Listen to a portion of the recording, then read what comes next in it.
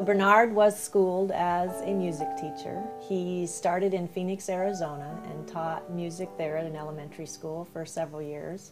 And then he decided he wanted to live in someplace new, so he researched it on the internet, came to Portland, Oregon, and he was a music teacher at Humboldt Elementary School and Madison High School. He was a kindergarten music teacher for one of the years that he was here.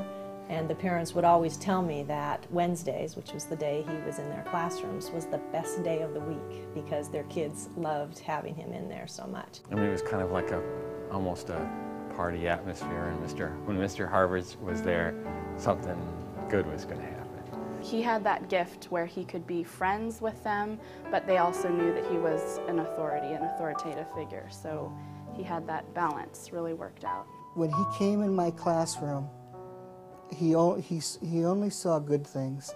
The rapport he had with the kids was just second to none. Mr. Harvard he was a very encouraging man.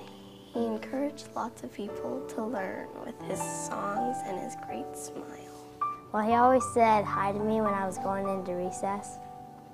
Yeah. And he always asked, because my sister used to go here, and he always asked how she was. And he certainly had administrative skills, and he obviously had teaching skills, and he was growing as a professional in his administrative duties. But what he could do was lift kids up.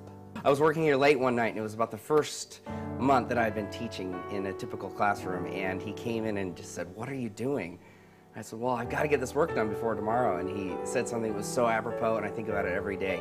The work is always here. You can leave it and come back to it. It's always here. Go enjoy your family. Bernard was unique in that so many children could identify with him. He had a CD that Terry copied and gave to all of us and the kids. We talk about him often and we remember, and the kids often ask for that CD to be played during the school day. He always looked to those students first and looked to the kids first. And I think you can get all 699 kids in here, and they will tell you that there's not one word that they can say about Mr. Harvard to describe him, because he's such a wonderful man. What I liked most about Mr. Harvard was that he always had a smile on his face. You rock, Mr. Harvard. We became very, very good friends over those 4 years, and he will forever be one of the biggest blessings in my life.